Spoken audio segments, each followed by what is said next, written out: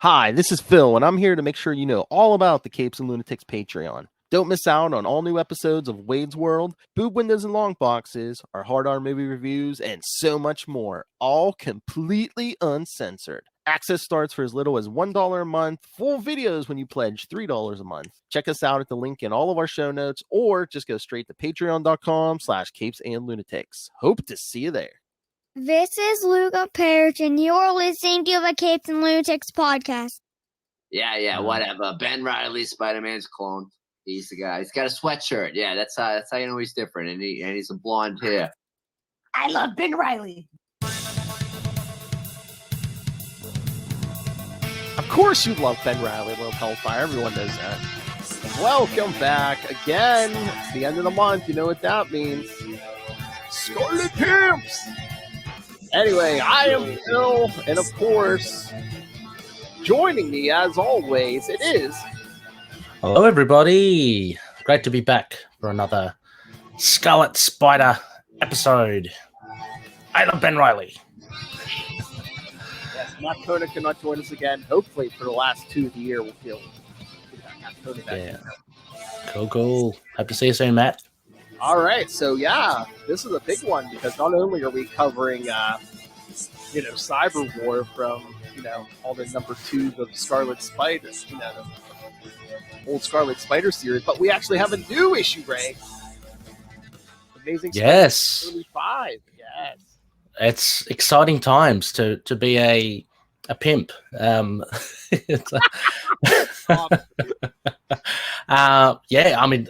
I just read this recently. Recently as in this morning, and so really enjoyed it. Oh, cool.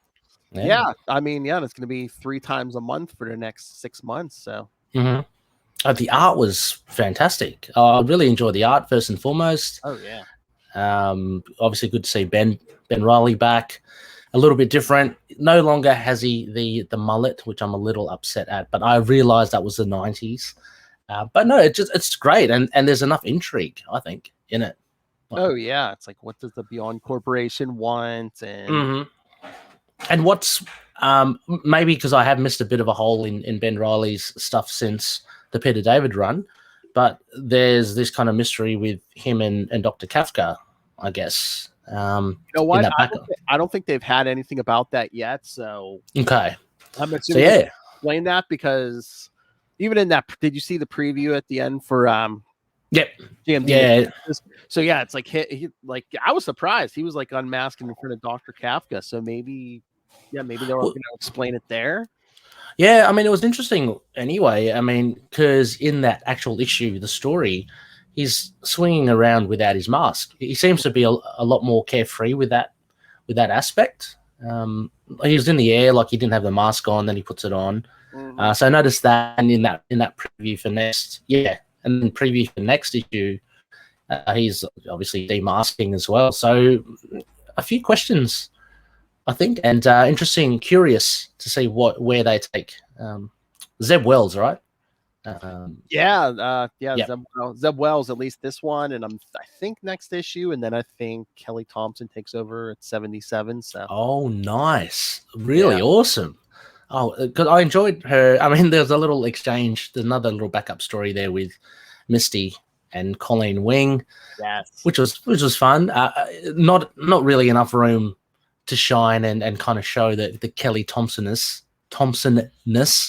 But no, it was really. I'm excited. I love Kelly Thompson's writing, so that would be great to see her on the book.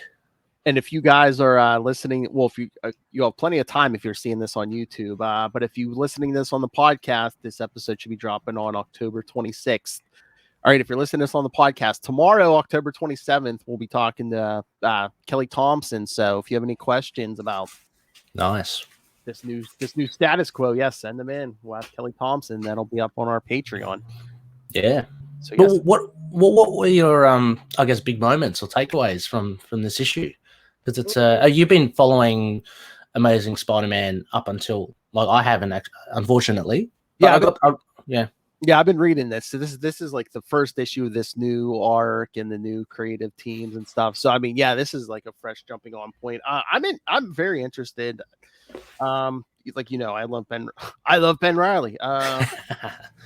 I mean, this issue basically had stuff for everyone. Even Lilith was saying, because we talked this on Capes and Lunatics, that she loved this issue. Again, you had stuff for everyone, even Charlie, because he loves the UFOs. So Oh, the UFOs! How cool were they? That was great. And the arrogance of Vector still kind of got that. Even kind of berating his own team, I thought was funny. But that leads me into Phil. I mean, if we're sticking just with this issue. Yeah. The Scarlet Spider suit. How cool is that? Oh, I know. It has what was it? Some absorption properties, foam or something within. So he takes the blow from Ironclad, and without even flinching. And he's got all these other little, neat tricks in his suit. I think it's really, really cool. Oh yeah, if you didn't read the new comic book day issue, yeah, I mean he was fighting. Okay, get this. He was fighting Bushmaster. Oh, okay. A guy with the gun arms, and like Ben's like, oh, I was told this suit. Oh, Bushwhacker, you mean? Oh, Bushwhacker, yeah. Yeah, Bushwhacker, yeah. I'm thinking Bushman, yeah. Yeah. Mr. Moon Knight, yeah, Bushwhacker, yeah. He's like shooting at him, and Ben's like thinking, oh, I was told this suit can take some damage. He shoves his arms into like Bushwhacker's gun barrels, and like, he blows really up his arms, yeah. Oh, wow. That's so cool. Yeah, it's only a couple pages, but it's pretty good. Yeah. And then in this issue, Spidey's webs deflect off the suit. It has a radioactive or radiation shield to it. Lead-lined gloves. He dispatches X-ray with a punch through the head.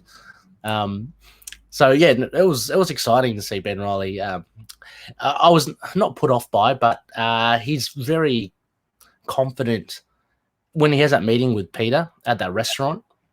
He's very kind of like, I'm not asking you, Peter. I've already signed the disclaimer or whatever, and I've already got the cash. So, he's very like he says, he's like, I have the legal rights. They bought the name because I got the Superior Spider-Man and trademarked the Spider-Man name, and then he's like, and he says, he's like, if they didn't go with me, they were going to go with somebody else. He's like, Yeah. It's a nice little angle, but it's always good to have another Spidey there. Kind of as much as I love Spidey, it kind of leaves him for dead by way of. I mean, you saw it at the end. He's struggling. He's down and out. He's just got the normal suit, and Ben Reilly's just, he's just dusting himself off after that exchange. Yeah, I mean, we need merchandise with this art on it. We need posters. We need all kinds of stuff with Patrick Leeson's art. I mean, it's just so good. Oh, I just love that. Oh my god, yeah! How good is that? Like, and even, I mean, I really appreciated the faces, because you have to obviously have the likeness of Peter, albeit the different hair. What did you think of? Again, maybe this is something I've missed, Phil, but Janine. Is she where did she pop up from? We're gonna get there. Well, if you remember when way back when we did Spider-Man: The Lost Years, that was her in the. Janine. Oh, yes. Yeah, and then the waitress. Yes, and then we're gonna get a miniseries, Spider-Man Redemption, closer to the end of the 90s saga, where wow, that's a blast from the past. No, that's what I'm saying. We haven't seen her since the 90s. Yeah. Yeah. Jeez Louise. That's great. Oh, cool. I was half expecting to see one of the either his neighbor in what we're covering now, or was her name Carrie? Oh, yeah. Well, she kind of blows him off anyway. But anyway. But man, all we need to do is get Miles Morales a redhead, and every Spider-Man will have a redhead. Yeah, exactly. Well, there was that transition from Janine having the cropped hair. Like, I can't remember, one of the guys say, "Oh, nice hairstyle," and then it transitions to MJ, and I'm thinking, huh? I'm thinking, because I couldn't remember who she was. I was thinking, what, is Janine a clone now of MJ? Was she? Yeah.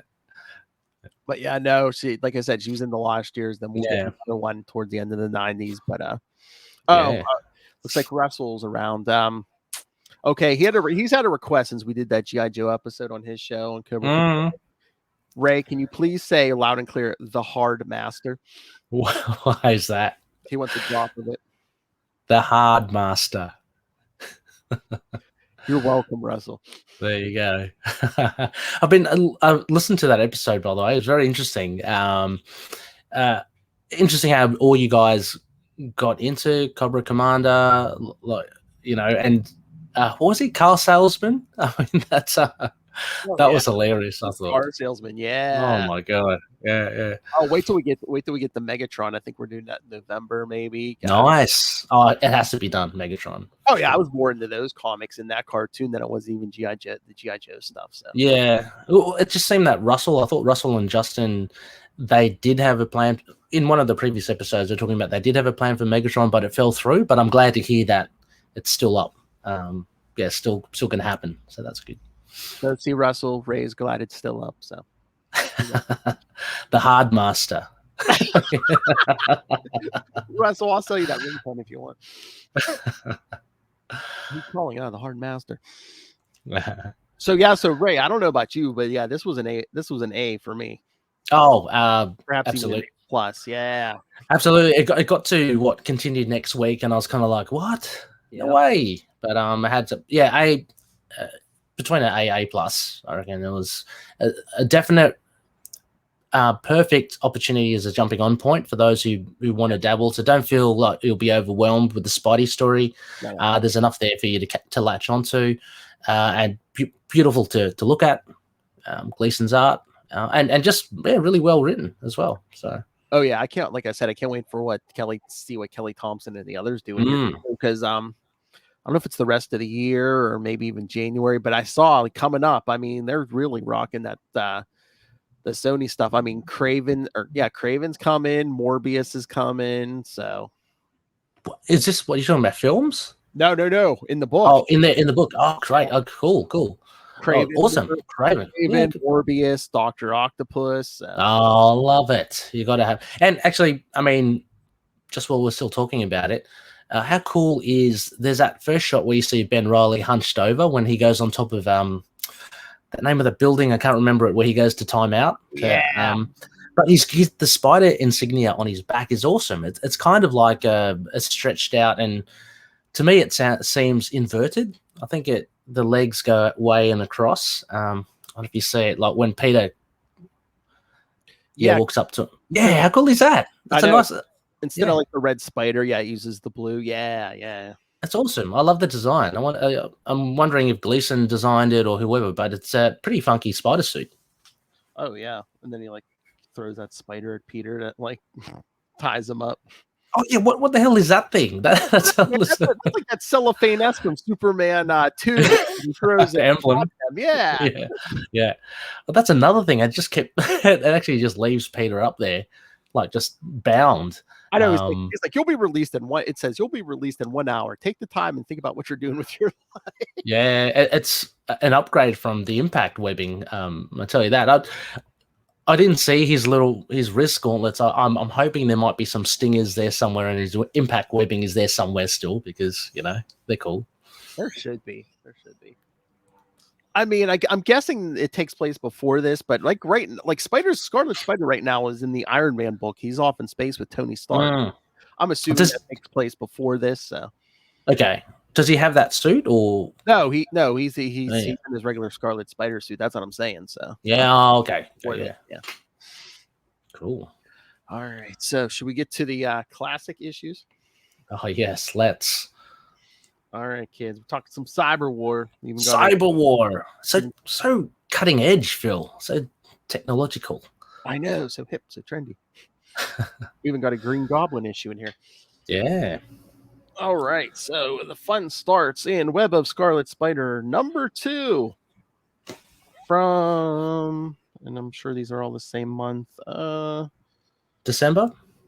Why am I missing it here? Yeah, December 1995. You're right. Writers Tom DeFalco and Todd DeZago. Penciler Tom Morgan. 3 inkers: Randy Emberlin, Hector Colazzo, and Don Hudson. 3 colorists: Kevin Tinsley, Chi Wang, and Malibu Color. Letterer Steve Dutrow, and editor Eric Feen. In True Deceptions. Yeah. Okay. True. All right. So Remember where we were at, kids. Although the body of Sewer Trainer is a lifeless husk kept alive by life support machines, his mind lives on in cyberspace after an encounter with Dr. Octopus in virtual reality. Yes, it's 1995, kids. He has been spending his time evading the security software that has been trying to purge him since his presence was detected. However, he intends to find out and stop the plans of his daughter, implanting parts of his consciousness in her computers in order to mine them for the appropriate data. After completing his mission, Seward then flees the scene in order to take cover. I love he just like what? He takes part of his brain, like, okay, let me know. Yeah. I think it's pretty cool. Like that's him now. Like his body is just lying in a bed. But I mean, even it comes across in the subsequent issues as well. He's loving it. Like he's literally like a superhero in cyberspace. Oh yeah. Yeah, he's a scientist. He's like, hey man, I'm not stuck in that old body anymore. Yeah. Meanwhile, Ben Reilly is using Seward's virtual reality technology to find a trace of his friend's consciousness.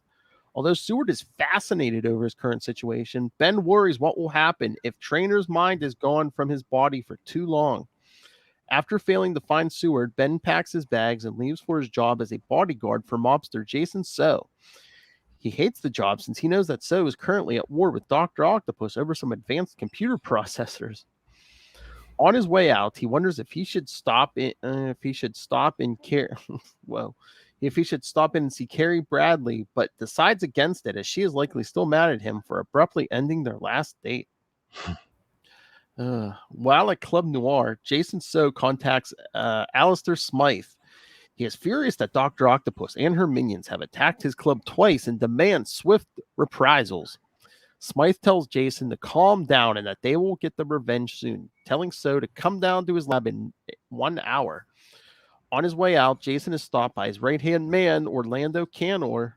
Orlando tells his boss that there are reporters from the Daily Bugle who want to interview him about the attack on his club. Having no time for such things, So orders Canor to deal with them. That's when he notices that Ben Reilly hasn't shown up for work and is annoyed that his newest bodyguard is always late. As Canor is dealing with Ken Ellis and Angela Yin, Ben Reilly arrives for work. He is concerned that they might mistake him for Peter Parker. Unfortunately, when he tries to slip away, Angela recognizes Ben and goes to talk to him. Figuring that his cover is blown, Ben is relieved when Angela figures that Peter Parker, quote unquote, is working undercover for his story. Although Ben, what you think? Yeah, oh no, I'd love that.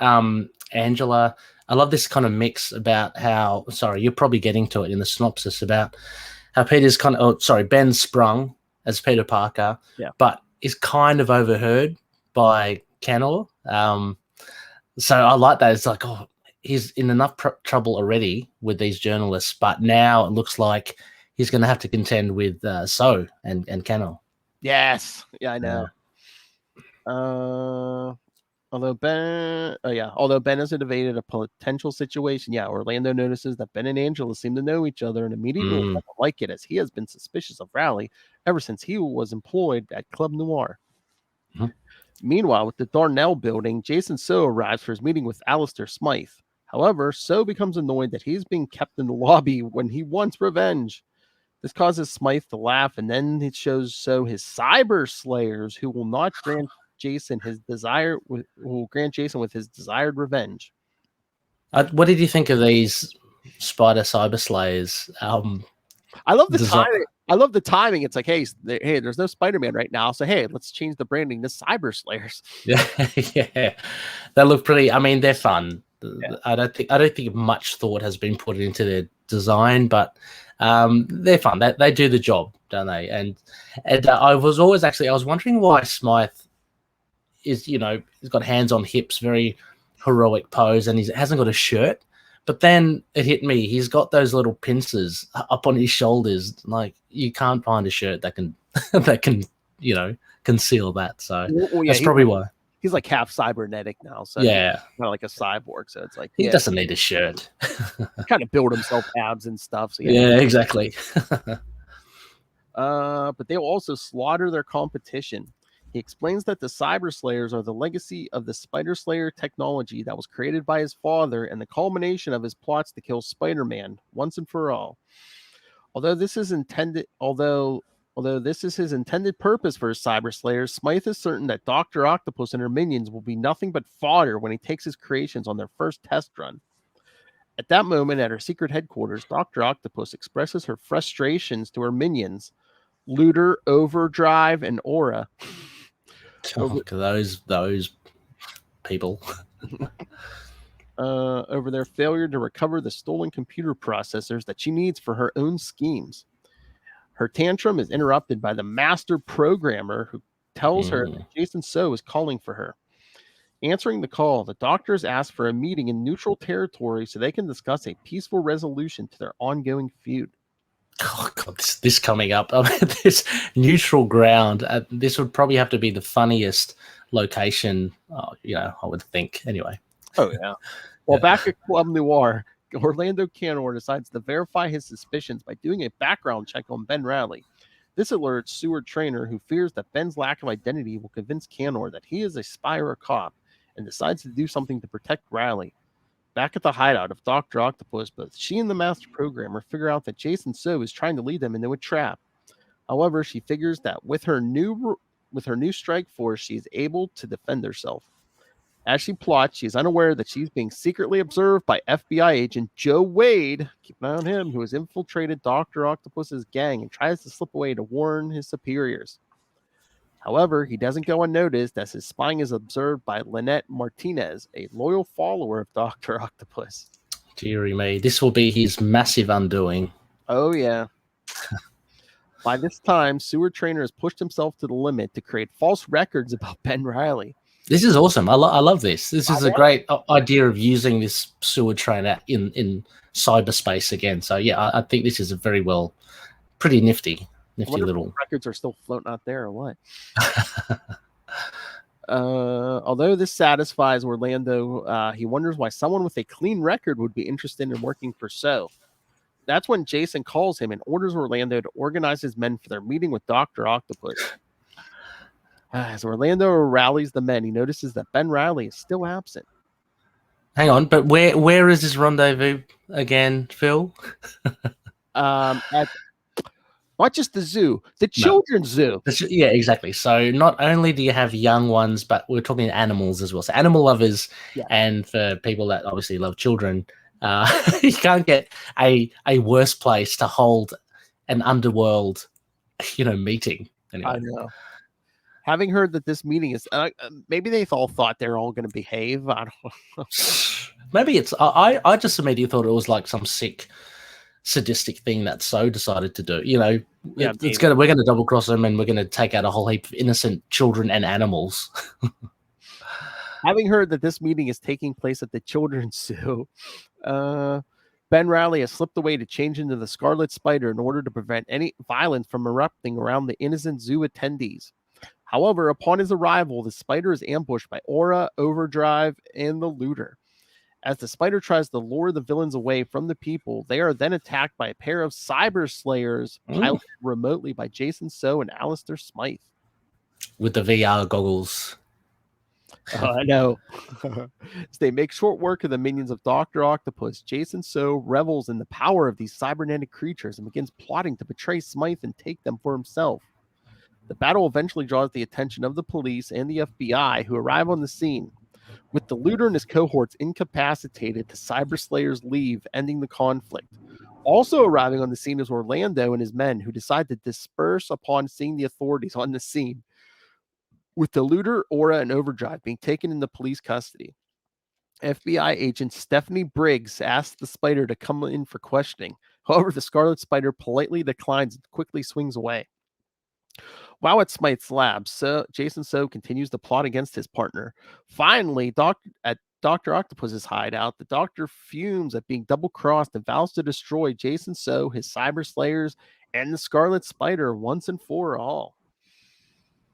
Yeah, a really enjoyable issue, I think. With the amount of the cast, I reckon DeZago doesn't really overplay his hand. It's still pretty straightforward, easy to follow. It doesn't seem messy because everything's kind of compartmentalized with Seward Trainer in cyberspace. Then you basically got the two factions of So and Dr. Octopus. And as Ben Reilly says later on he's always stuck in the middle. So, in this episode, he's stuck in the middle. So that's pretty much the premise. Stuff like the processor and chip, I mean, they're just words to me. I don't think the writers even knew what they sound technological. So that was about it. Yeah. But no, fun. I mean, what did you make of the action scenes and stuff, Phil? I mean, I liked it. I don't know. There's something about the art. I mean, it was okay, but it wasn't my cup of tea. I mean, it wasn't bad. It wasn't, but again, it wasn't my favorite. I don't know, maybe two, because there was just so many hands in the pot. Like I said, there was like 3 inkers, 3 colors. Yeah, well, it definitely shows, doesn't it? You'd think like with more people that you'd potentially get a more refined product, but yeah, it did. The art did seem, I don't want to say flat, but it was something just was kind of missing. It was there, you could actually see the characters, the layouts and stuff, but it didn't really have those finer details, which really makes art, pop. You just showed that Gleason double spread of Spider-Man. That's leagues above, unfortunately, these artists. But but it still was fine. I mean, like, again, the design of the Spider Slayers, very generic. They were very throwaway, and I guess you didn't have to invest that time in them. They just had to be scary looking, and potentially you'd have to be able to distinguish between them, and that was about it. And I mean, Luther and Aura, and I memean, again, not too interesting. They were there to serve a purpose. The crux of this was basically just the meeting between the two factions. So I didn't mind the action. I thought it was good. It wasn't the greatest, and I didn't really care much for those characters. I still care a lot for Orlando, Wade as well, most likely, and of course, Ben and Seward are the main ones. Oh yeah. All right. So should we get to the next one? Yeah. All right. So the action continues in Amazing Scarlet Spider #2, again in December '95. Writer Tom DeFalco, penciler Mark Bagley. Hey, you can see that. Inker Larry Maltstead, colorist Bob Sharon and Malibu Color, letterer Bill Oakley, and editor Bob Budiansky. So the title of this one is Caught in the Game. The game. In Paris, France, the mercenary known as Joystick meets with Henry, one of the referees of the great game. She has just arrived from a battle in Castellon de la Plana and hands over the spoils of her victory. A mask she removed from the face of the mercenary known as El Toro Negro. After collecting her money, she is interested when Henry tells her that her next target is in New York City. She learns that it is a non-player and the newest hero of New York, the Scarlet Spider. She's a little disappointed that she is not testing her abilities against Spider-Man. A little jab there again. Again, Scarlet Spider can't hide from the shadow that is cast over him. But again, opening up this, I like the premise of this straight away. There's some sort of nefarious game afoot. Just reminds me of some of those kind of tropes you see in the films. So a good introduction to Joystick, who unfortunately I think has a terrible name. But anyway. Yes. Oh yeah, well, we're gonna get more of the great game in a couple months here. So cool. Yes. While in New York City, the Scarlet Spider has interrupted a brawl between two rival street gangs. Not needing the sort of trouble right now, the Spider quickly webs up the gang members and rushes to Club Noir, where he is already late for his shift. As he arrives for his shift, Ben Reilly continues to be concerned that his boss, Jason So, is involved in some kind of criminal activity. Before he starts his shift, Ben takes a moment to call Carrie Bradley to apologize for cutting their date short the night before. She accepts his apology and agrees to go out on another date. However, she thinks to herself that this is the last chance she is willing to give Ben Reilly.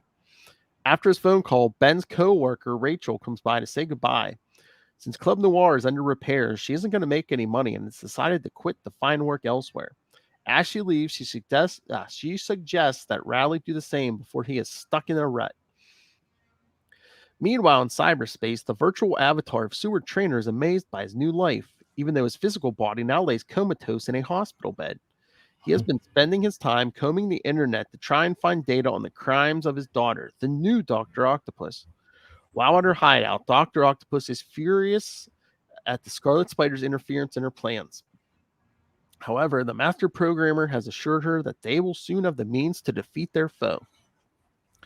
To this end, the master programmer is sent through the internet to make contact with a woman known as Stunner.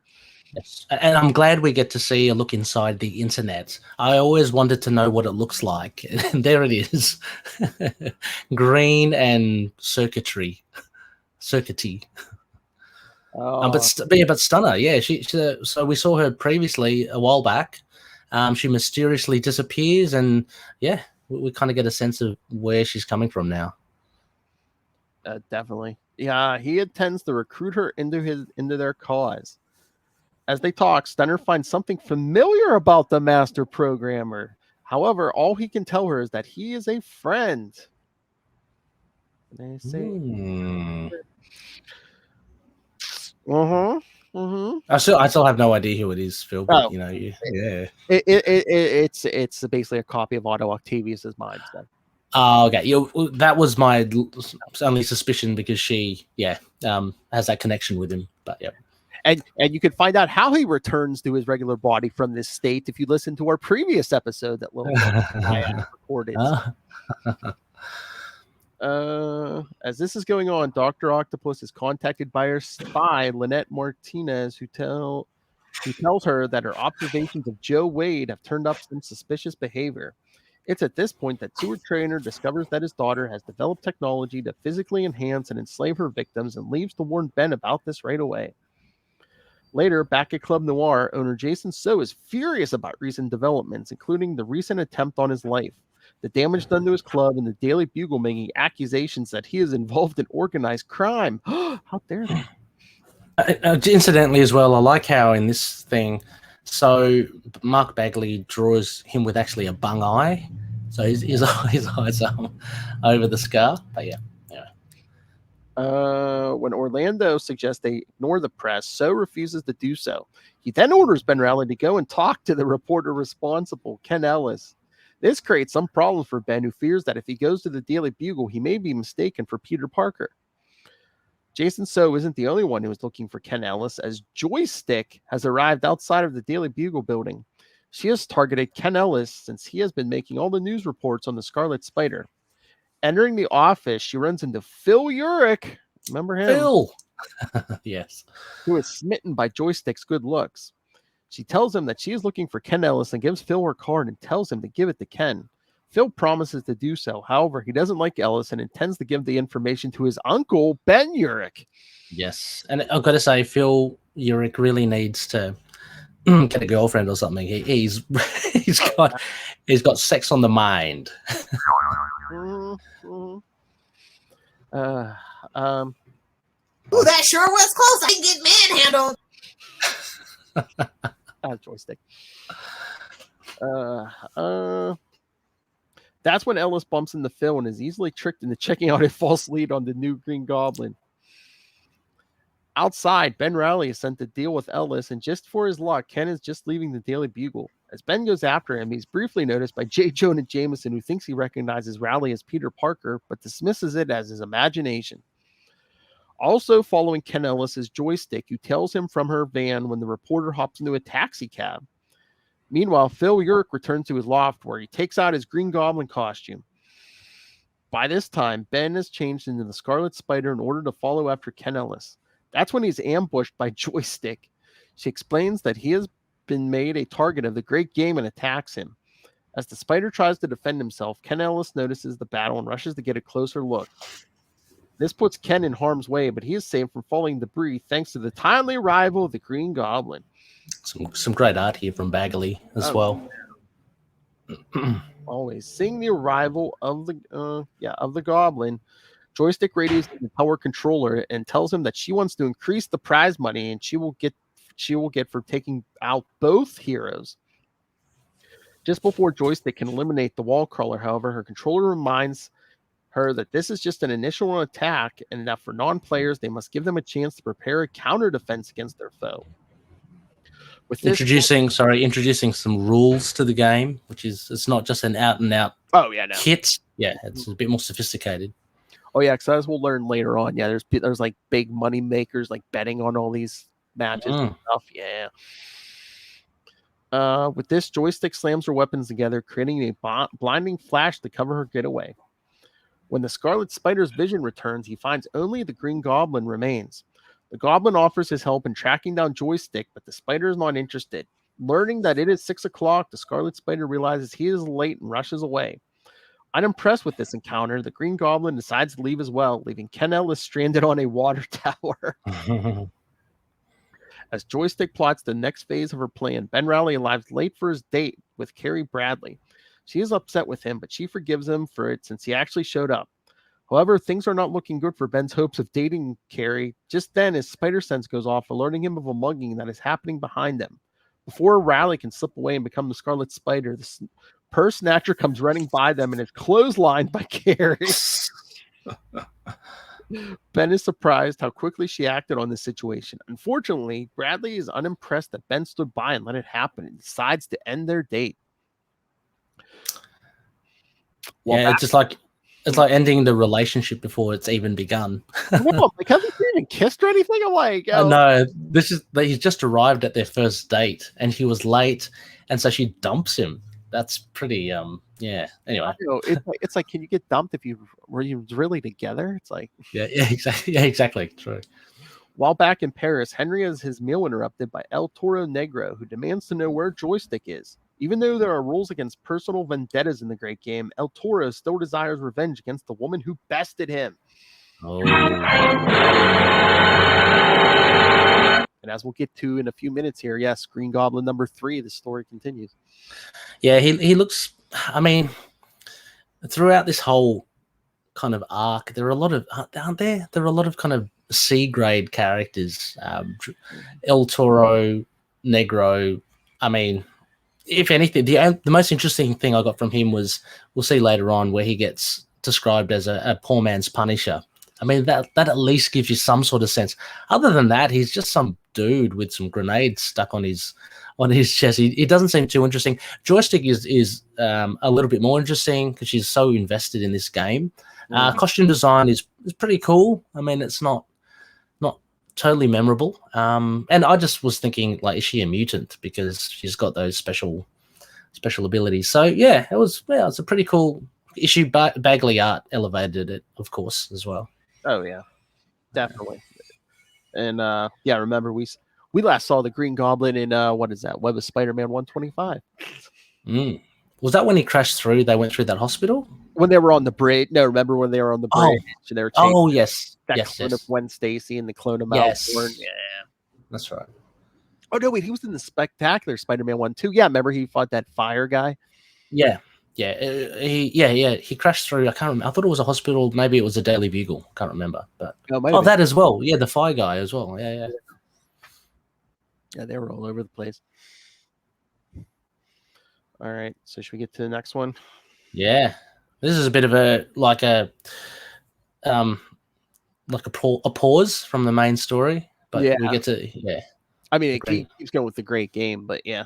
I don't know if we're trying to get the numbers up on Green Goblin by throwing Scarlet Spider in here. Yeah.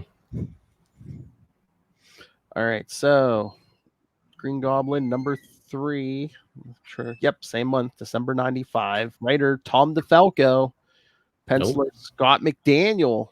Oh, yes. Anyway, we'll get to that, but his art's cool. Yeah. Oh, yeah. Yes, well known for, working on... he did some time on Nightwing. He did... he drew Daredevil. Yeah, he drew Daredevil during the D.G. Chichester era. Yes. Very interesting. D.G. Chichester, you can't write ninjas. I cannot wait to play that for D.G. Chichester. If you're not D.G. Chichester, you can't write ninjas. Look, I'll just say it now, though, with Scott McDaniel's art, really cool. His layouts are amazing. They're so different. Mm-hmm. Sometimes it can be a little bit hard to follow, but he does fill the page. That's one thing. And, I like his art. Oh, yeah. Oh, he is penciler and inker in this. colorist Joe Rosas, and letterer Jim Novak, and that's all I have. All right. Title Joystick on My Mind. Dear me. What is this? The Little Hellfire story? That's a mouthful. Okay. Phil Perich has found himself in a bit of a strange dilemma. During one of his recent adventures as the Green Goblin, he encountered the supervillain known as Joystick and finds himself smitten by the woman. He wonders how other heroes can keep their minds on their jobs when some of their foes they battle are attractive women. Oh my gosh, this guy. He thinks back to how Joystick first showed up at the Daily Bugle looking for reporter Ken Ellis and how this was merely... Yeah, so basically we're just recapping Amazing Scarlet Spider 2.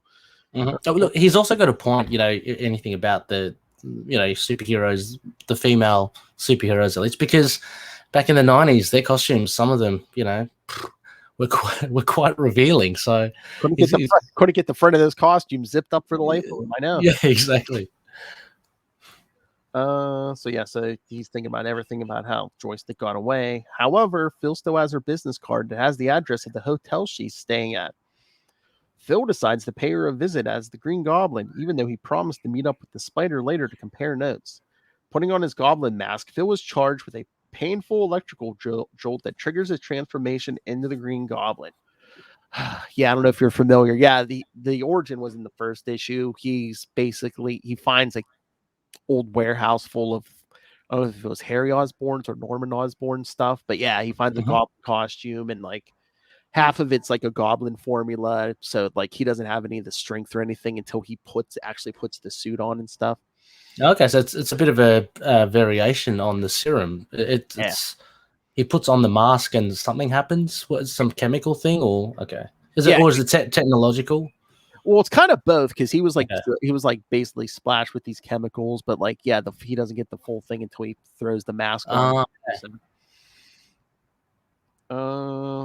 After some trial and error, the Green Goblin finds Joystick's hotel room. Going inside. Oh, did you love that, Ray? When he's looking from room to room and he sees. Oh, dearie me! And they're like, oh, look! The Falco couldn't help himself. They're watching some Caped Crusader. Man. I reread that part again, and all I could hear was you going, "Son of a bitch! I can't get away from him." I love that.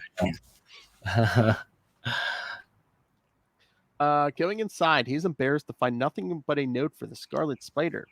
Still, he decides to read the note anyway. However, this is a trap, and removing the note from the night table sets off a gas bomb. Cool. Thankfully for the Goblin. Oh, I know, Ray. Sorry. All right. So yes, he sets off a gas bomb. Thank you. Thankfully for the Goblin, his high-tech mask filters out the harmful effects of the gas and manages to escape before security can come bursting in.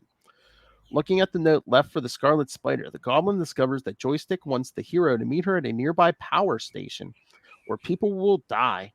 As the Goblin flies to the power station, Joystick gets a notification that her bomb was set off from her mobile base. Although she isn't entirely sure that it was the Spider who set it off, she's excited at getting another chance of eliminating him as part of the great game.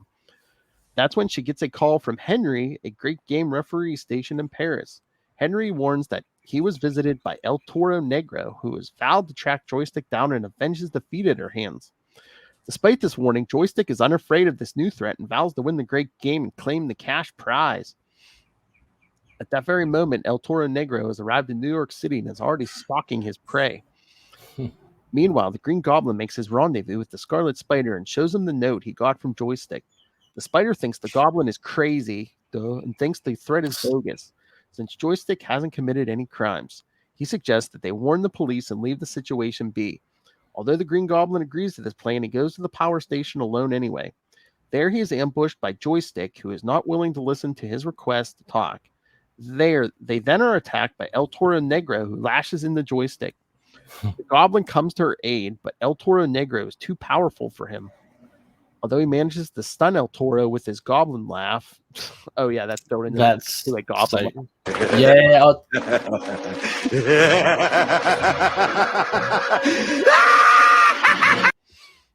I don't know the mechanics of it, but I still think it's a pretty cool thing. Like I just love it. It's just so maniacal. He starts laughing, but I'm assuming it must be like some sonic.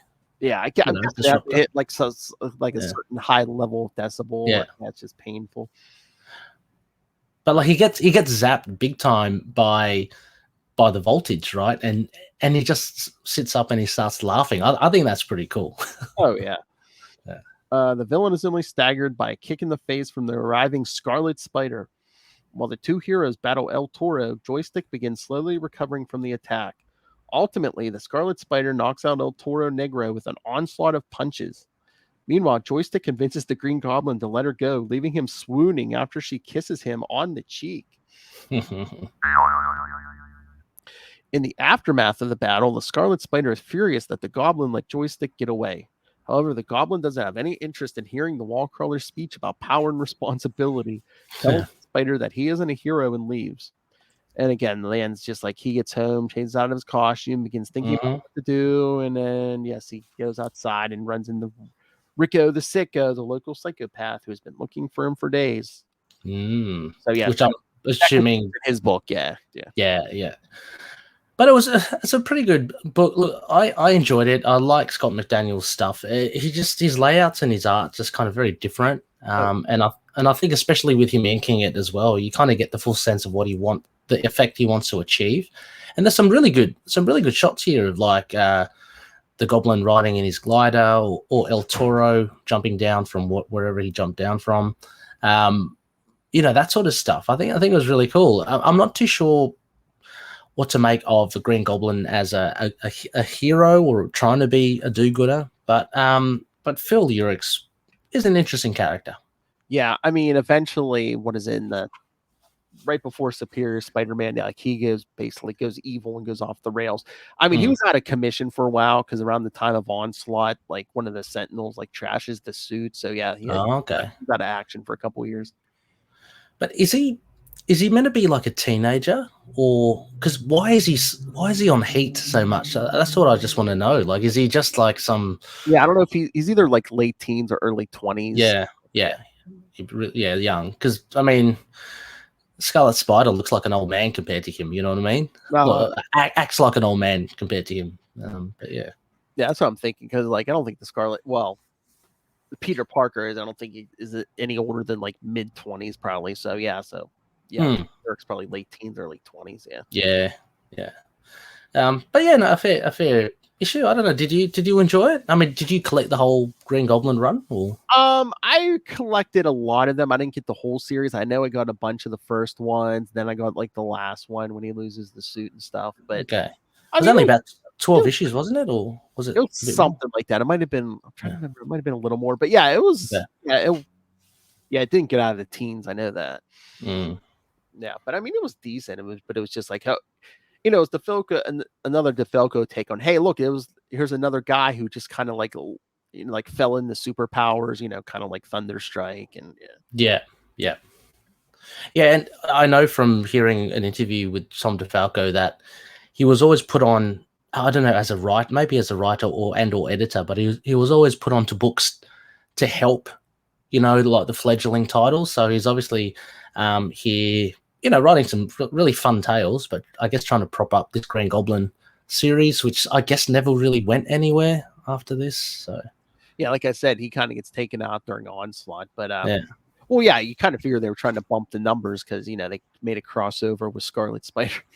Yeah, but I wonder if they had plans to have like an ongoing. This is the 90s, right, where you get more than 25 issues. I was wondering if they were planning for more, but maybe sales weren't that good. Yeah, but when he gets taken out, it's like 1996. So again, at that the bankruptcy is coming. Yeah, they're starting to like cut titles down and stuff. So. Yeah, that makes sense. All right, all right. Got two more. You ready for the next one? Yeah. All right, back to Scarlet Spider number 2. Again, December 95. Along came a virtual spider. Writer, our buddy Howard Mackey. Penciler, John Romita Jr. Inker Al Williamson and Joe Rubenstein, colorist Kevin Tinsley, letterer Richard Starkings Comic Craft, and editor Bob Budiansky. All right, kids. Thought it was weird before. Ain't seen nothing. At the secret Staten Island facility owned by Dr. Octopus, FBI agent Joe Wade has been working undercover to infiltrate her organization. He believes he has finally gotten into the doctor's facility by seducing Lynette Martinez in order to get inside. Man, lots of horny guys in this episode, man. I know. And can I just say, before this, heavy on innuendo, these opening 2 pages. My gosh, I was ready going, Howard, freaking hell yeah, you saucy dog. Yeah, pick up the hardware. I know. Yeah, that's so funny. The 90s. However, this is a trap set by Dr. Octopus, who ambushes him the minute he enters the facility, stripping off his uniform. Jeez, that's what he was going to do that anyway. Yeah. Ken finds himself placed in one of her new virtual reality projectors. As the setup is explained, Ken tries to get Lynette to help him. However, she reveals that she is married and her husband is one of the agents, hooking him up into the machine. Just as he is realizing how trapped he is, Joe screams in agony as the virtual reality goggles are forcibly implanted into his eyes. That looks so painful. There are like a gazillion pins, for those that don't know, and they just insert all into his eyes. It's the 90s, man. They're going for Pinhead. At that moment, high above, the Scarlet Spider has hitched a ride under a cargo plane to get himself over the facility. Thanks to the information provided to him by Seward Trainer, he has managed to track down this facility. Leaping off the plane, he fashions himself a web parachute to safely land on the roof of a nearby building. Before the hero can go into action, he is stopped by FBI agent Stephanie Briggs, who orders the wall crawler not to enter the building as it would compromise the Bureau's investigation. Back inside, Dr. Octopus continues hooking Joe Wade into the device, explaining that she is going to implant information about the Scarlet Spider directly into his mind. Observing this procedure is the master programmer who is handling the programming from cyberspace. Yeah, actually, he looks pretty cool, actually. Like, we're starting to get a bit more of a visual on him. He was a bit of a pixelated blur in the last issue. But I like the aesthetic of him. He's just kind of shiny gold. Again, virtual reality can make whatever body you want, and it's auto, so he's finally giving himself abs and hair, good hair. Yeah. And hair, good hair, so... As they begin creating a virtual avatar, they are unaware that they are being spied upon by Seward Trainer. However, when the avatar begins taking the shape of the Scarlet Spider, Seward cries out, alerting the master programmer of Trainer's presence. Back outside, Briggs orders the Scarlet Spider to stand down. Suddenly, the hero's spider sense begins going off, and he pushes Stephanie to safety as the side of the building explodes. They then witness a solid hologram of the Scarlet Spider leap out of the building. Realizing that he doesn't need this, the Scarlet Spider quickly chases after the imposter. In cyberspace, Dr. Octopus enters the virtual world to confer with the master programmer. She admits that they have lost control of Joe Wade by activating the Scarlet Spider avatar and assures him that they will be taking control of their virtual spider into parts, so the master programmer to deal with the intruder in their midst. So isn't also as well, so Seward's daughter, Caroline, Dr. Octopus, didn't you say, I can't remember, didn't she have something against Otto before? So does she know that this is like a duplicate of Otto's mind? I thought she despised him. Didn't she? No. She was like her mentor or something, I think. Oh, okay. Yeah. Okay. I mean, they really don't go into it, but yeah, I'm pretty sure she's like, yeah, he's my mentor and stuff. Oh, okay. Yeah. So yeah. Oh yeah, she knows, because like when they're gonna like resurrect him again, see last episode. Yeah, like she's the one. She's like, well, here's a computer program of his mind. Yeah. Right. While beneath the streets of Manhattan, Alistair Smythe has an audience with Jason So and his bodyguard Orlando. Smythe is working on completing his cyber slayers and is not happy about So interrupting his work and tells them to call next time. Call ahead. As they leave, So asks if his other bodyguard, Ben Rowley, is reported for work. Orlando explains that Rowley hadn't shown up for work before they left and doesn't like the fact that Ben is always late for work. I think that's hilarious. Like these criminal underlords, underworld figures, he's having problems with his bodyguard. he's never here on time. Like it's such a funny. Seems to be like a domestic issue. I know the crime lord wants him to be like a 9 to 5 guy. It's like, oh, yeah. And how many days has it been? Ben hasn't gone to work at all this episode. He's such a slacker. Oh man. Meanwhile, the Scarlet Spider arrives at the Verrazano Narrows Bridge and sees that his imposter has created a mess. He continues after this imposter, intending to stop him before someone gets seriously hurt. While back at the lab, Stunner tries to reach out to Joe Wade and convince him to stop fighting his integration into the virtual reality machine. She explains that she was given a virtual self by the original Dr. Octopus, who created her a beautiful body. However, Joe refuses to give up fighting, thinking that the gift of a virtual avatar is actually torture, and shuts her out as well.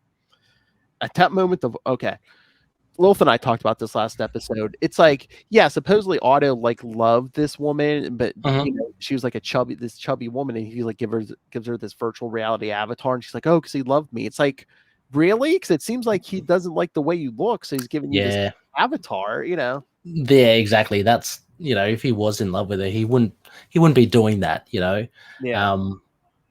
I don't know. I mean, I like Doc Ock, but yeah, that's not really. Maybe I was just going to put it down to him being just a maniacal, egotistical guy. But then again, I mean, you see years later from now, Superior Spider-Man, then he fall in love with one of the Parker Industries researchers as well. And she's, you know, she's a shorter stature, you know.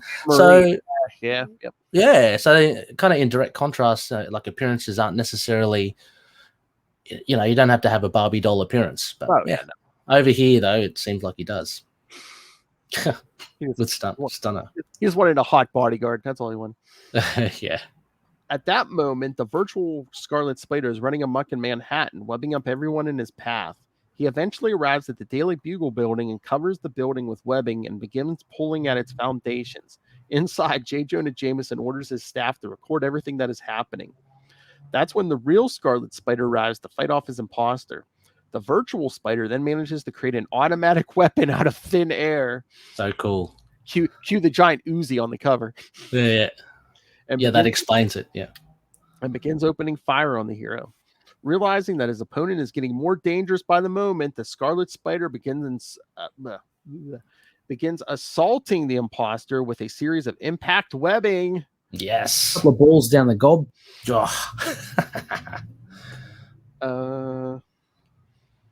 With the fake Scarlet Spider subdued, the wall crawler rips open the ball of webbing, but is surprised to find nothing inside.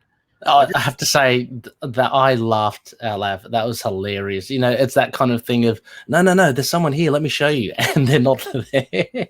Like, that is total egg on face. I just found that the funniest. I know. So they think he's crazy. By this point, police have arrived on the scene to arrest the wall crawler, but he manages to escape. Witnessing all of this, but unaware that the attacker was an imposter, J. Jonah Jameson orders Ken Ellis to use the Bugle's resources to crucify this new menace. Yeah. So a nice little ending. Again, just going back to that reveal where he rips open the impact webbing. I found it funny because, the next panel is just like Ben Reilly turning, and they're just like click, click, click, click, all these guns trained on him. So I thought it was, pretty funny. I enjoyed this. This issue. It has some good John Romita Jr. art. Not the best, but by far not the worst, because I've seen some terrible Romita stuff. So this was really kind of enjoyable. And as far as I guess Cyberwar goes, this second and third issues are probably would be my favorites. I mean, sorry, not the Grand Goblin one. The part 2 and part 3. Probably my favorites. This was a very solid issue. Oh yeah, I mean Romita, I love his stuff on Spider-Man and Daredevil. Yeah, I don't know. I don't know if it's just like the more like the build of the characters, because like he's done time on Thor and like man, and I don't know. I don't like his stuff on Thor and Superman as much as like. I'd agree. I mean, Thor, I don't mind as much. But I mean, definitely Daredevil, Spider-Man, Scarlet Spider are pretty strong. Yeah. I know you don't want to mention it, but yeah, he even did. I think he did a little bit. Maybe did a story or two on Batman. I love Batman. I don't recall. That's right, Ray. Batman, who Mark Waid personally told me is this fictional character who's had more stories written about him than any character in human history. Any character in human history? Yes. Yeah. Wow. We have figure at some points he's had like a book like almost every week, and more than Moon Knight. I don't know. Let me count them up. I love Batman. I refuse. Superman. I mean, again, there's the points he's had 4 books a month, so it's basically a book a week. Yeah. Just watch your step on the DC side, Ray, because I think they said in November, either Batman books or books with Batman in it are going to be like half the DC line in November. So. I am going to be treading the DC universe like a minefield to avoid that. I love Batman. It's just a really nice package. I wasn't talking about him then. All right, so should we get to the last one? Yeah, I mean, so far, in progress, Phil. Thoughts? I'm enjoying Cyberwar so far. I think it's been pretty good. Are you enjoying it so far? I like it. The ending, which we're about to get to, at the end, I don't know. There's something that doesn't sit right with me, and we'll get to the whole. Okay. All right. So, all right, kids. It ends in spectacular Scarlet Spider number 2. Again, December 95. Arachnus Ex Machina, Spider in the Machine. Writer Todd DeZago. Penciler Sal Buscema. Somebody's getting right crossed. Whoa, backwards. mouth agog. Oh yeah. Inkers Bill Sienkiewicz and Jimmy Palmiotti. Sienkiewicz. Yeah. Colorist John Calise and Malibu Color. Letterer Clem Robbins and editor Eric Fiend. Caught in the middle of a gang war between Jason So and Dr. Octopus, the Scarlet Spider finds himself on the wrong side of the law after a virtual ganger of the hero ran amok in Manhattan. Surrounded by police and an angry mob, the web slinger flees as the police officers begin to open fire. Later at the Darnell building, Jason So meets with his employee, Alistair Smythe, to see his newly built cyber slingers. So tries to call Ben Rowley, his bodyguard, but gets his voicemail. This guy is not having luck with his bodyguard. I find it slightly comical, because he's a big figure dude. He's got a scar on his face. He takes no crap from anyone. He kills people. He did that early on. Didn't he mow down that guy? So he's serious. Yet he can't get his bodyguard to turn up on time. Yeah. Give me a call back. How hard is it? Yeah. How hard is it? Furious that Rowley is unavailable, Jason tells Ben that he is fired. He then tells his assistant Orlando to go back to Club Noir and throw Rowley out if he shows up. Orlando points out that this will leave Jason without a bodyguard, but the mobster points out that he doesn't need one now that they have the Cyber Slayers to protect them. After Orlando leaves, Smythe puts on a specially made virtual reality headset, which he uses to control his new creations. Outside of the office, the Pro remember the Pro, kids? Mm-hmm.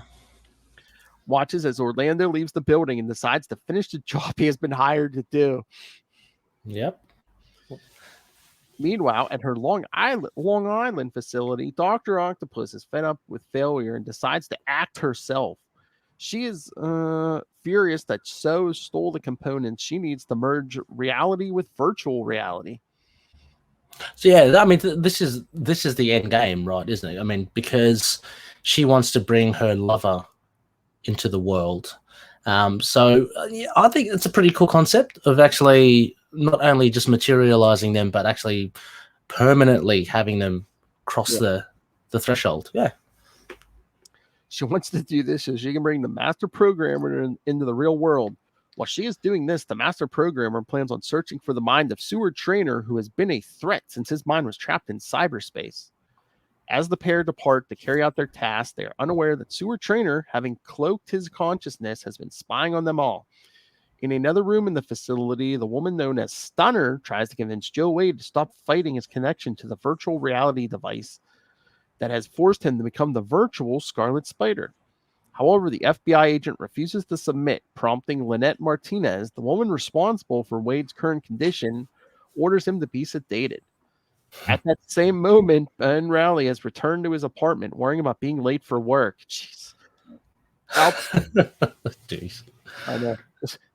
There's a Scarlet Spider rampaging out there, but let's worry about work. Exactly. Outside, the tenants have been evacuated and are afraid of the Scarlet Spider.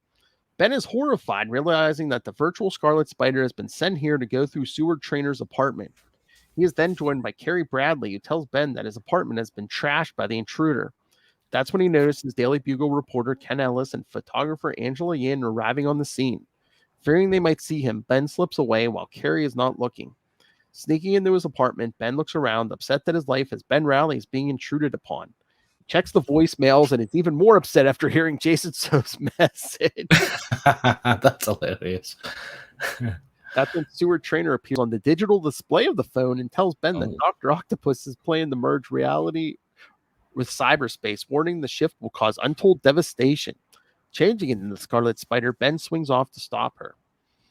At that moment, Dr. Octopus and her minions arrive at the Darnell building to reclaim her stolen technology. There they are ambushed by Alistair Smythe and his Cyber Slayers. However, the battle turns when Jason So betrays Smythe by disconnecting the connection between himself and the Cyber Slayers. Dr. Octopus easily destroys the robots and turns her attention to Alistair.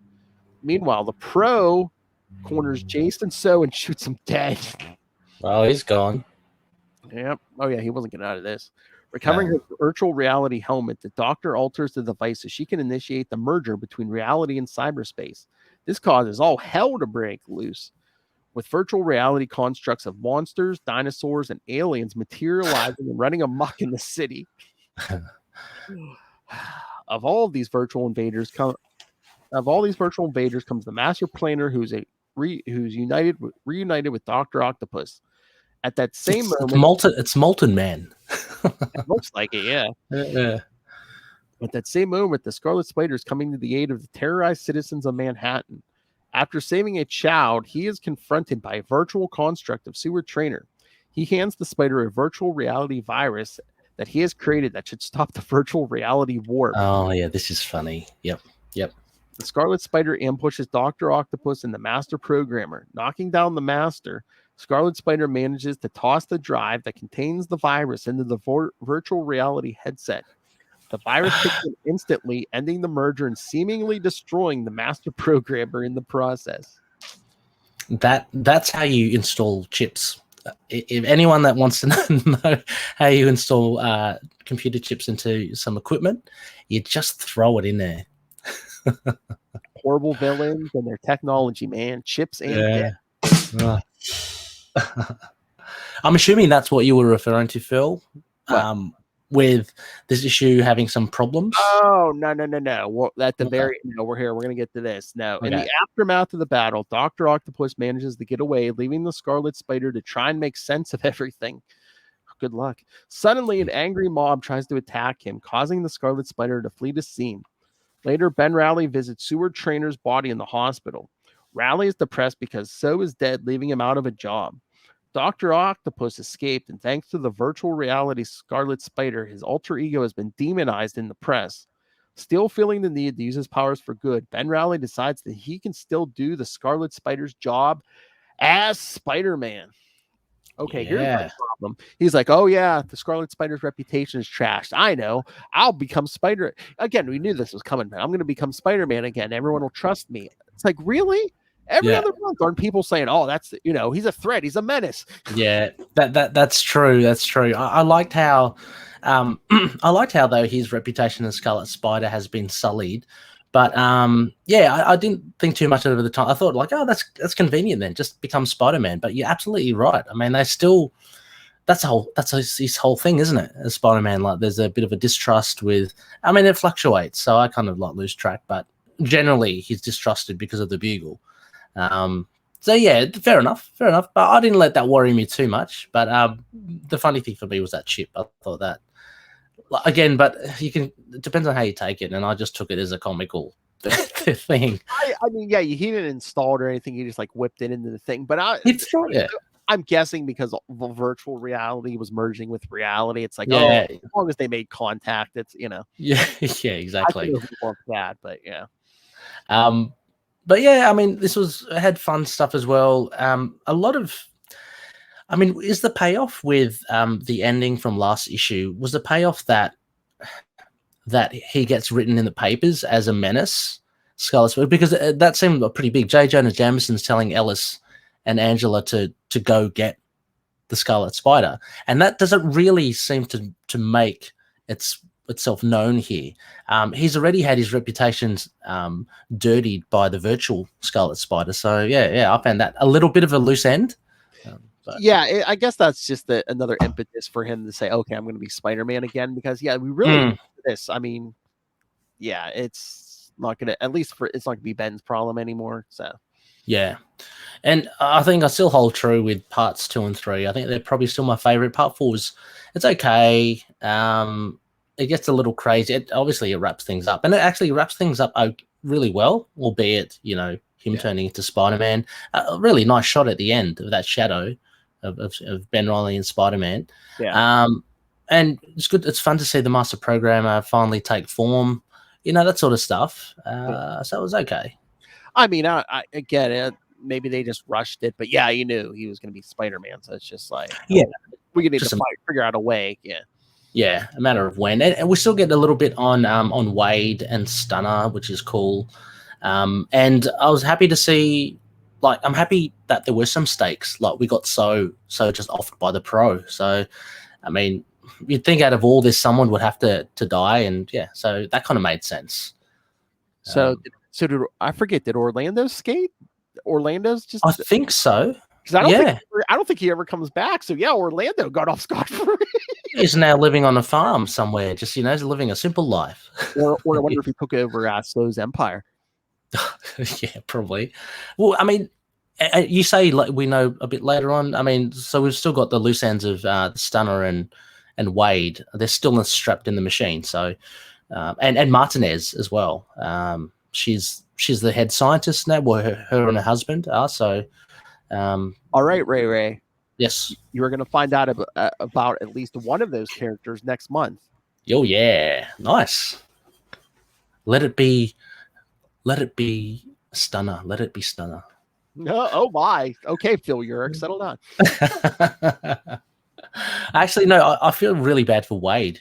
Oh yeah. I think Joe Wade. What a grisly turn of fate for him. He was undercover and stuff. He got caught, and he's now friggin' hooked up to a machine. It's kind of horrific, but yeah. All right, so should we give an overall? Oh yeah, do it. Yeah. What did you think?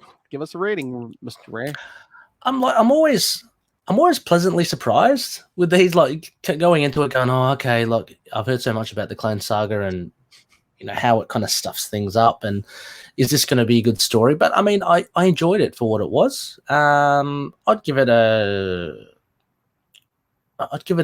4 parts as well. I don't think it needs to be any longer, and I'm not including the Green Goblin bit. That was just as a tie-in to me. Yeah. But I'd give it a B.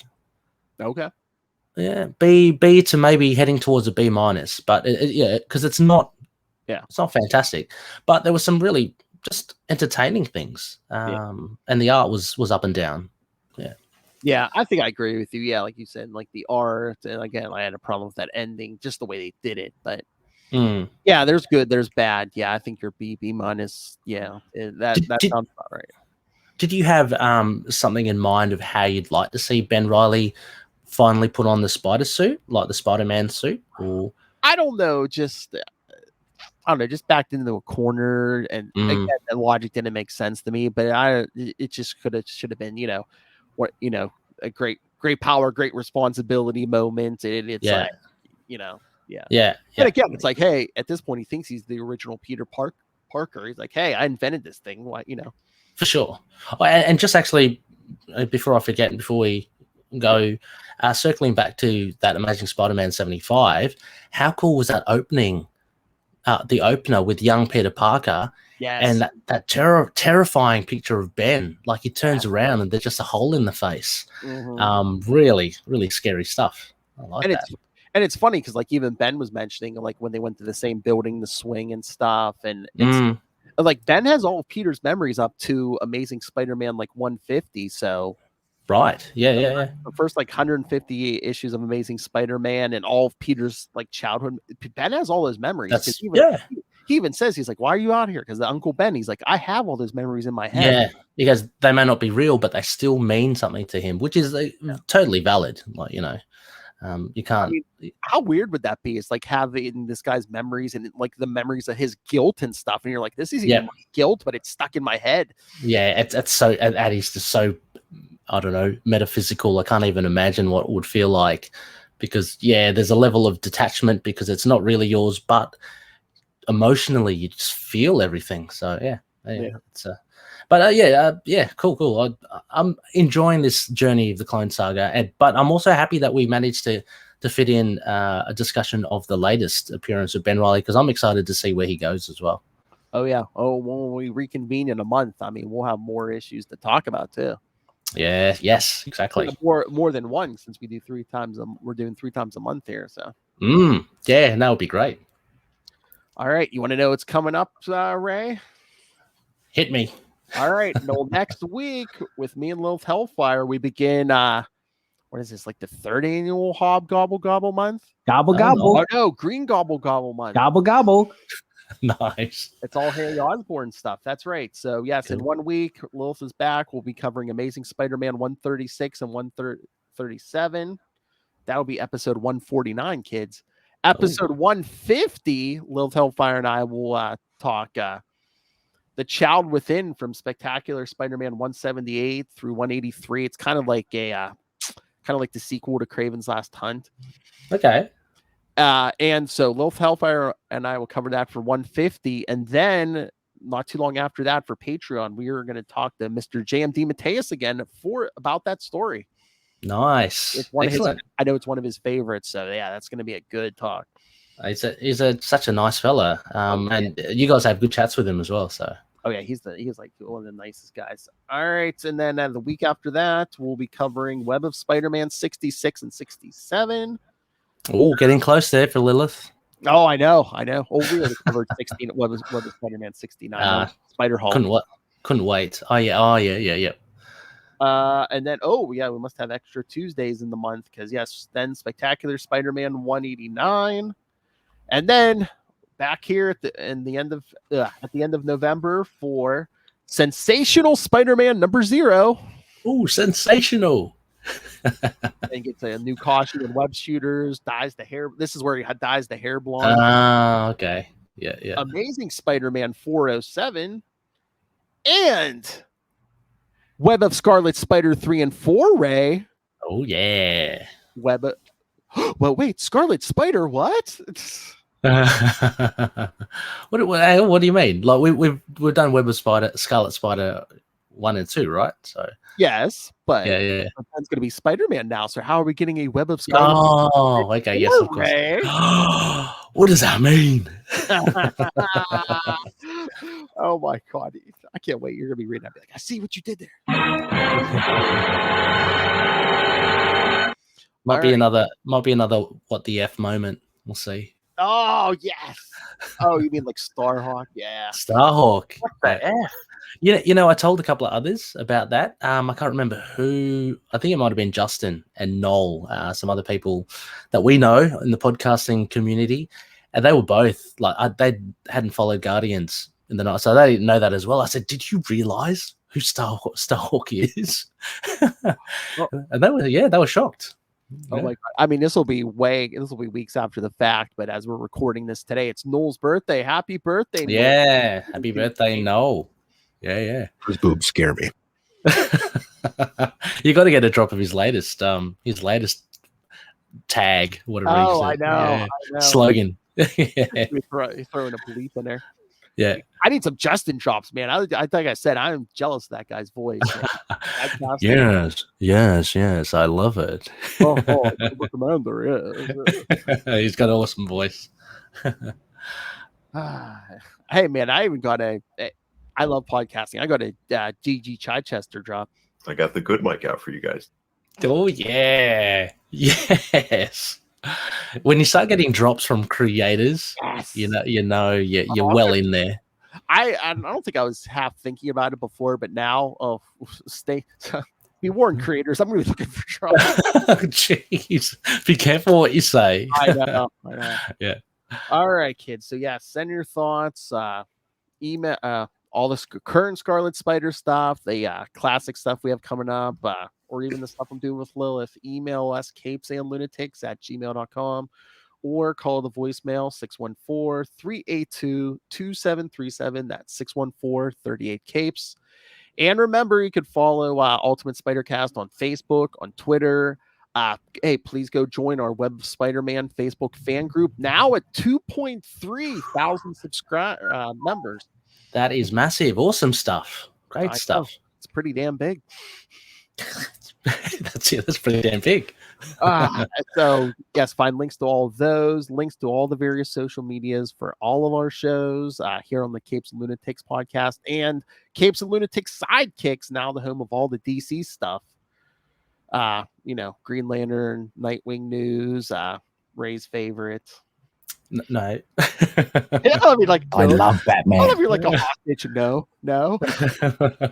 And again, Comic Capers and Lilith Hellfire and I are gonna have a surprise coming up in 2022. So I have been made privy with that secret. Very exciting. The rest of the team hasn't even been made aware of that. It's only Lilith and Ray know this secret. Yeah. Very cool. Like I can't wait. Actually, I'll be jumping on board, listening and following. If I can. I'm still bloody waiting for DC Infinite to get to Australia, but it's just an app, I know. I don't know. Don't know who did. It's not even like shows or anything anymore. It's just comics. I don't know what their big holdup is. Yeah, exactly. I don't know. I don't know who to call, Phil. I don't know who to hassle, but I'll try. Yeah, right them. So find links to all the social medias and the links to this YouTube channel. Do you want to know the face behind that Australian accent? Yes, subscribe to the YouTube channel. You don't want to, don't worry. No lie. And most importantly, please, if you can, subscribe to our Patreon. Once again, we're out in the wild now on our own. We've been kicked out of the nest. The team is paying for this out of our own pockets. So please, if anything you can contribute, we very much appreciate it. Or if you want to make a one-time deposit, we have our merchandise. We have a new home at Teespring, because I have the cups and the T-shirts and the phone cases and everything we have up. But it looks like Teespring even has like extra merchandise. Like they might have more of a variety. So I just have to set all that up. So okay, nice. Keep your eyes peeled, kids. But links to everything all in one place. That's Linktree, linktr.ee/capesandlunatics. But yes, most important, Patreon and the Teespring, because in the words of Lilith Hellfire, we need the money. Gimme. I'd like to get a Capes and Lunatics apron. I think that would go really well. They might have, I'm not sure. I think they have tank tops, so I know Lilith. No, an apron, because we like Barbies over here, and we're getting into summer soon. Gotta put on the old apron to cook some snags. Put a shrimp on the Barbie. I knew you were gonna. I was gonna say, Barbie, some shrimp. Yeah. I was gonna say, as we go in the winter, you guys are going in the summer. Although I don't know when fall or winter's supposed to start. It's like the middle of October. It's usually colder by now, but wow. I mean, it's been pretty warm here. I mean, almost. No. I'll enjoy it. I know, almost approaching summer temperatures. It's like global warming. Who said it's not real? I mean, yeah. All right, so Ray, I hear you do quite a few podcasts. Can you tell us about those? I dabble. Basically just a few of them. Into the Night, the Moon Knight podcast. Of course, I love it over here doing the Scarlet Spider stuff with Phil. Last Sons of Krypton, we recorded an episode just last night. We're finishing off our review of Unchained, Superman Unchained. Awesome story. Really enjoyed it. And To Know Her Is to Fear Her, the Spider-Woman podcast. Best way to contact me, just hit me up on Twitter at ReyRey Pod, ReyRey Pod, or you can just find me on Facebook, same moniker as well. Yeah, and always happy to chat about comics. It's a lot of meat. Oh, it's a handful. Who are you, little Coldfire? That's a mouthful. That's a mouthful. Oh, there's so many new drops, Ray. Look at my butt. Look at my Look at your what? Look at my butt. But Oh God. yeah, that's funny because I have a Charlie one that says the same exact thing. So I have at least two of them that says, yeah. Oh man, Charlie Esser is In the butt is fine. Yes, that's my favorite Charlie Esser drop. all right, kids. Okay, we're done. The big finish. The big finish. Oh, jeez. All right. Thank you for joining us. Thank Ray for joining us. Go listen to his podcast. No worries. Always fun. More Ben Reilly. Come on. Hobgobble Gobble starts in 1 week. Or Green Gobble Gobble starts in 1 week. And then come back in 1 month. The sensational Spider-Man era starts. Well, I'm sure we'll have a couple of Ben Reilly new issues to discuss. But until next week, swing on back. The whip.